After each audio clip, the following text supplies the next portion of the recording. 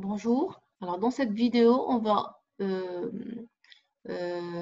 continuer bien sûr sur l'hybridation, mais bien sûr, l'hybridation SP a été faite dans deux vidéos. La troisième, donc, c'était bien sûr, c'était sur l'hybridation SP2. Et comme je vous ai dit, pour SP2, c'était le calcul des coefficients, les AI, les BI et les CI. Je vous ai dit que c'était à faire, bien sûr, par l'étudiant. Alors, je me suis proposé quand même de calculer ces coefficients, de vous guider dans ce calcul. Alors, je vais partager avec vous au fur et à mesure l'écran. Alors, regardez bien pour le calcul de ces coefficients. Alors, la première chose faite, c'est le choix de ces contributions. Alors, les AI, A1, A2, A3, contribution de 2S dans la formation de T1. A2, c'est la contribution de 2S dans la formation de T2.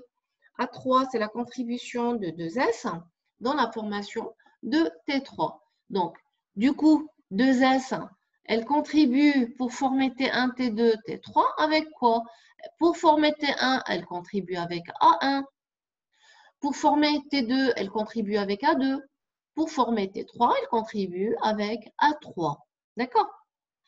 La même chose, elle est donnée par 2px. Alors, 2px, elle contribue respectivement avec B1 pour former T1, B2 pour former T2, B3 pour former T3. La même chose, et je retiens à chaque fois 2py, elle contribue pour former T1 avec C1, elle contribue avec C2 pour former T2, et elle contribue avec C3 pour former T3. Alors, à ce niveau-là, comme on avait dit, bien sûr, que là, les TI, c'est-à-dire T1, T2, T3, elles sont orientées vers les sommets d'un triangle équilatéral. Si elles sont orientées vers les sommets d'un triangle équilatéral, c'est justement pour avoir une géométrie qui est triangulaire, plane. OK? Ça veut dire que si je prends T1 ici, à 120 degrés, je dois avoir T2.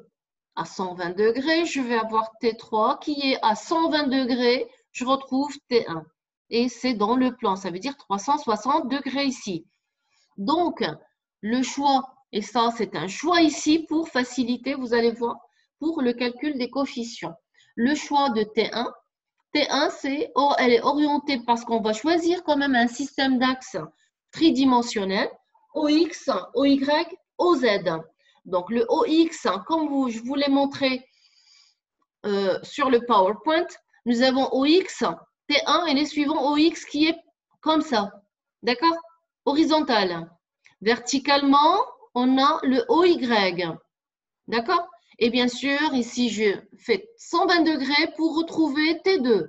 Et les TI, c'est toujours un grand lobe positif, un petit lobe négatif. Donc ici, un grand lobe positif et un petit lobe négatif de ce côté. À 120 degrés, je vais trouver T3, toujours avec un grand lobe positif, un petit lobe négatif de l'autre côté. D'accord? Et bien sûr, OZ perpendiculaire au plan OX, OY. Donc, une fois j'ai ça, ça veut dire que j'ai orienté les TI. Et là, j'ai T1 qui est orienté suivant OX. Et justement, ça va me faciliter le calcul de certains coefficients. Alors, je vais partager avec vous la deuxième, justement, la deuxième feuille. Alors, la deuxième, c'est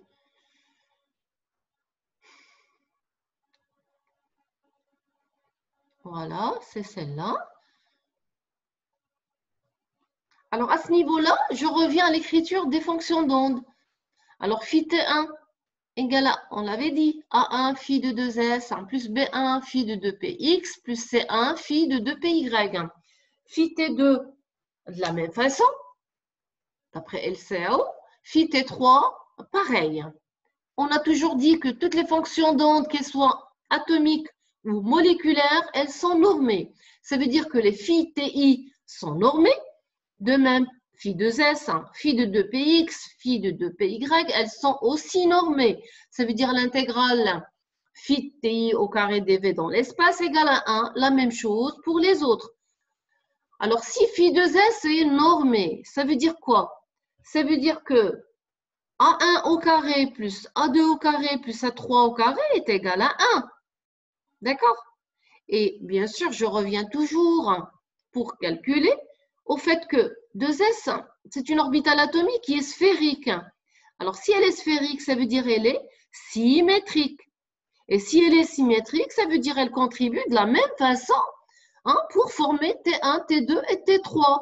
Et du coup, le A1 égale à A2 égale à A3 égale à un coefficient A.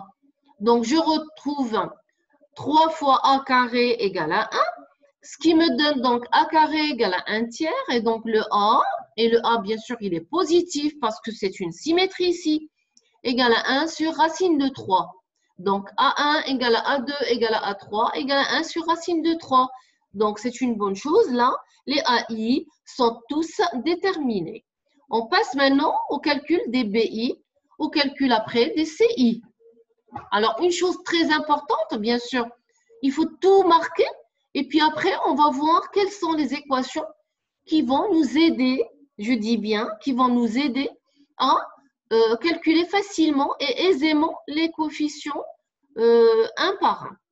Alors, bien sûr, si je dis les phi TI sont normées, ça veut dire si la première phi T1 est normée, ça veut dire que A1 au carré plus B1 au carré plus C1 au carré égale à 1. A2 au carré plus B2 au carré plus C2 au carré égale à 1. A3 au carré plus B3 au carré plus C3 au carré égale à 1. D'après le principe d'orthogonalité, nous avons la même chose. Toutes les fonctions d'onde, on a l'histoire de l'intégrale de phi I, phi J, dv égale à 0. Ça veut dire qu'elles sont orthogonales. Donc, si je prends 2A2, T1, T2, T1, T3, T2, T3. Alors, si je prends phi T1, phi T2, orthogonal, ça veut dire j'aurai A1, A2, plus B1, B2, plus C1, C2 égale à 0. De même, A1, A3, plus B1, B3, plus C1, C3 égale à 0. A2, A3, plus B2, B3, plus C2, C3 égale à 0. D'accord? Alors, les équations ici, je les ai numérotées.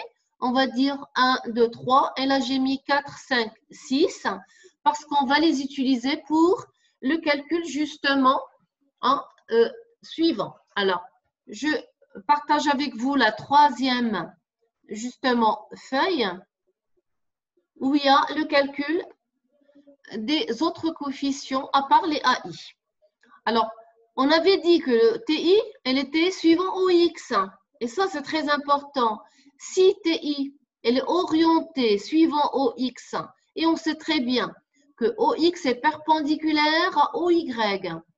Et on sait aussi que 2PY, elle est orientée suivant OY, ça va de soi. Et OY est perpendiculaire à OX. Du coup, on va avoir 2PY qui sera perpendiculaire à T1. Par conséquent, 2PY qui contribue avec C1, parce que 2PY, elle contribue avec C1 pour former T1. Si T1 et 2PY sont perpendiculaires, est-ce qu'elle va contribuer, ce 2PY, dans la formation de T1? Non. Ça veut dire la contribution, elle va être 0, nulle. Et là, je reviens, si C1 égale à 0, ça va me faciliter beaucoup de choses. Je reviens à la première équation. A1 au carré plus B1 au carré plus C1 au carré égale à 1. Les A1 au carré, je connais parce qu'on a trouvé les AI. C1 égale à 0. Et donc là, la seule inconnue dans l'histoire ici, c'est B1. Donc, je remplace A1 au carré par 1 tiers. Donc, plus B1 au carré égale à 1. Donc, B1 au carré est égal à 2 tiers. Et du coup, je tombe sur B1 égale à plus ou moins, je dis bien, plus ou moins racine de 2 sur racine de 3. Alors, vu l'orientation, alors c'est là où intervient l'orientation des TI. Alors, T1, elle est orientée, on l'a dit depuis le départ, suivant OX. B1, c'est quoi B1? B1. À chaque fois, je reviens à la définition ou au choix fait au départ. B1, c'est la contribution de 2px dans la formation de T1. Alors, cette contribution, je vois bien que 2px, elle est suivant OX. La contribution de 2px dans la formation de T1, elle est positive. Je le vois bien sur le schéma avec les T1, T2 et T3 qu'on avait fait, que je vous ai déjà montré sur le PowerPoint. Donc, du coup, B1, au lieu de prendre là, on a plus ou moins. Là, je ne retiendrai que la valeur positive, racine de 2 sur racine de 3. Donc, B1 est fait. Voilà. Alors, maintenant, je prends l'équation 4 aussi parce qu'il y a un C1 aussi. Ça va me faciliter le travail. Et là, je remplace A1, A2 par un tiers parce que A1 égale à 1 sur racine de 3. A2 est égal à 1 sur racine de 3. Et là, je remplace B1 par racine de 2 sur racine de 3. Et voilà, B2 plus 0 égale à 0. Donc, je trouve B2 égale à moins 1 sur racine de 6. Même travail, je le fais avec l'équation 5. Ce qui me donne B3 égale à moins 1 sur racine de 6 également. Voilà. Alors maintenant, j'ai quoi là? J'ai trouvé les AI. J'ai trouvé les BI. Qu'est-ce qui me reste? Les CI. Et pas tous les CI parce que C1 est égal à 0, on l'a déjà fait. Donc, il me reste C2 et C3. Alors, je choisis l'équation 2 qui fait intervenir la seule inconnue C2. Et bien là, je remplace A2 au carré par un tiers, B2 au carré par un sixième. Et il me reste donc C2 au carré égale à 1 ici. Ça me fait donc C2 au carré égale à 1 moins 3 sixièmes. Et je tombe sur C2 égale à plus ou moins 1 sur racine de 2. Ça veut dire que j'ai à choisir soit la valeur positive, soit la valeur négative. Et là, je reviens à l'orientation de T2. C'est quoi C2? Alors, C2, c'est la contribution de 2PY dans la formation de T2. 2PY, elle est orientée vers le haut, c'est-à-dire positivement. T2, elle est vers le côté positif. Donc, C2, elle est positive. Donc, je ne retiens que la valeur C2, 1 sur racine de 2, positive. D'accord? Là, il reste C3 à faire. On va faire un nouveau partage. C'est la dernière, donc c'est le dernier calcul à faire. Voilà. Et là, bien sûr, je choisis toujours l'équation qui fait intervenir la seule inconnue ici, c'est C3, donc c'est l'équation 3. Et ça va me donner la même chose, C3 égale à plus ou moins 1 sur racine de 2. D'accord? Et vu l'orientation de T3, je vois bien que C3 doit être négatif. Pourquoi? Parce que C3, c'est la contribution de 2PY dans la formation de T3. Et T3, elle est vers le bas.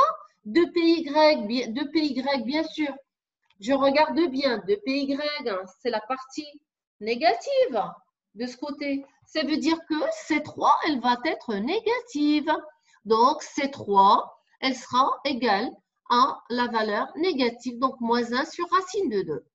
Là, tous les coefficients AI sont déterminés, les BI sont déterminés, les CI sont également déterminés. Donc là, c'était pour vous aider. En principe, c'est facile à trouver grâce aux principes fondamentaux de normalité donc, et d'orthogonalité, mais c'est bien de le savoir, de le partager avec vous. Comme ça, vous n'aurez pas de mal à réviser.